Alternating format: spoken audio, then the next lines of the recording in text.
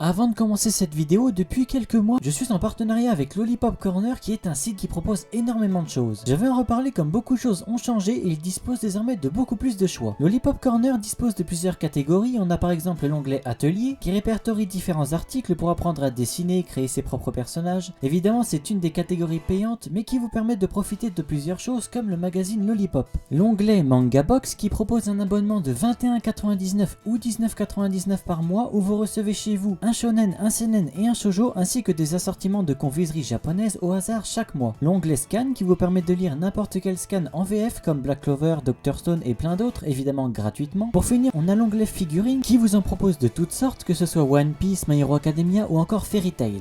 De plus, pour chaque achat effectué sur ce site, que ce soit des figurines ou des assortiments de bonbons japonais, en mettant vos achats dans le panier, vous disposez d'un code promo de 10% sur chacun de ces articles en insérant mon code juste ici qui devrait s'afficher à l'écran. Pour toute question, n'hésitez pas à me les poser en commentaire, j'y répondrai. Sur ce, je vous laisse avec la vidéo. Et yo tout le monde, c'est Manga, on se retrouve aujourd'hui pour une nouvelle vidéo où je parlerai d'un animé qui franchement mériterait d'être connu de tous. Il dégage à mes yeux quelque chose que peu d'animés possèdent, personnellement je n'y ai pas vu de défaut, c'est étonnant d'ailleurs que je ne l'ai pas commencé plus tôt, surtout que mine de rien il est assez connu. Comme d'habitude, si mes vidéos vous plaisent, n'hésitez pas à liker, partager et à vous abonner, ça me ferait plaisir et ça m'aiderait beaucoup. Sur ce, parlons de Mahoutsukai no Yome ou de son autre nom, The Ancient Magus Bride.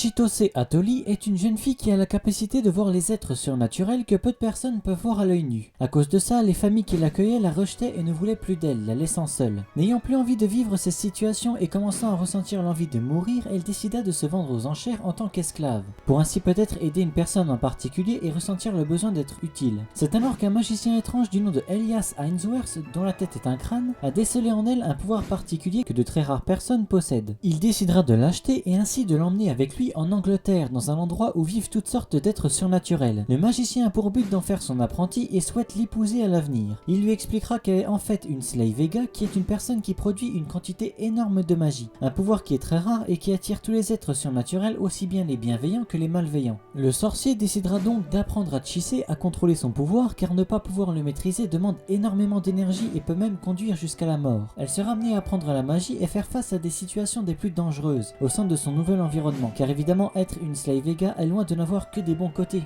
des gens seront attirés par ce pouvoir. Si on met ça de côté, Chise va dorénavant changer, apprendre à vivre d'une autre manière, ce qui va lui permettre d'apprendre beaucoup de choses concernant les êtres surnaturels. Toutes les rencontres, les voyages en terre inconnue qu'elle fera lui permettra d'une manière ou d'une autre de s'accepter et de voir la vie d'une autre manière. Sa vision du monde se verra complètement chamboulée. La vie que Chise menait autrefois nous sera dévoilée ainsi que celui d'Elias qui nous feront découvrir que la joie n'a pas toujours été avec eux et on commencera à comprendre pourquoi Chise a décidé de se vendre aux enchères au vu de tous les malheurs qu'elle a vécu, ce qui développera chacun de ces deux personnages. Franchement, un animé qui a le potentiel d'être mondialement connu. L'air de rien, l'animé nous fait passer par énormément d'émotions. Chise apprendra ce qu'est réellement l'humanité, les émotions à Elias comme celui-ci en est dépourvu, ce qui ajoute un aspect touchant à l'animé, qui est déjà particulièrement bien mis en place de ce côté-là et les feront se rapprocher. Le compositeur de l'animé a fait des OST juste magnifiques, ça nous plonge dans l'univers d'une manière immersive. En plus de ça, on sent bien la touche fantaisiste qui colle parfaitement aux événements qui s'y déroulent. Une histoire va se créer entre Chise et Elias et c'est pour cette raison que j'adore cet animé. Malgré la demande en mariage d'Elias, elle n'a pas été désemparée de par son visage étrange et même après avoir su sa réelle identité. Les personnages qu'on rencontrera sont tous aussi attachants les uns que les autres et par moments on est vraiment content de les revoir. Bien sûr l'animé peut virer d'une ambiance assez émouvante à quelque chose de plus sombre au vu de comment l'histoire va dériver. Les combats ne sont pas nombreux, l'animé joue plus sur les émotions, mais il y aura toujours quelque chose qui attirera notre attention et nous empêchera d'arrêter l'animé, en plus de s'arrêter par moments sur des cliffhangers. Des openings et des endings juste sublimes qui reflètent bien les deux côtés dans lesquels l'univers nous transporte, aussi bien le côté touchant qu'au côté plus sombre. Pour chaque épisode, on a généralement une histoire différente, une ambiance assez aléatoire en fonction de ce qui s'y passe. Fait par Wit Studio, donc un studio qui a toujours été à la hauteur de nos attentes, vous vous doutez bien que le travail est vraiment présent, franchement niveau graphisme, paysage, c'est vraiment à la hauteur, on ne peut que kiffer. L'animé a 24 épisodes sortis en 2017 ainsi que 3 OAV sortis en 2016 qui sert de préquel à l'animé, où on suivra l'enfance de Chise, disponible disponibles sur Crunchyroll et ADN, ainsi que 3 autres OAV prévus pour le 10 septembre 2021, disponibles je pense sur Crunchyroll et probablement ADN. Ils touchent en genre drame, fantasy, mystère, romance, slice of life, surnaturel et pour thème magie et quotidien. Le manga a quant à lui 14 tomes en VF, le tome 15 sortira le 30 septembre 2021. Bon et bien voilà, nous arrivons à la fin de la vidéo, j'espère qu'elle vous aura plu. Cet animé en soi est déjà assez connu mais je pense qu'encore énormément de monde ne l'ont pas vu. J'espère que cette vidéo vous aura incité à le voir. N'hésitez pas à liker, partager et à vous abonner, ça me ferait plaisir, ça m'aiderait beaucoup. Sur ce, moi je vous dis à plus pour une prochaine vidéo.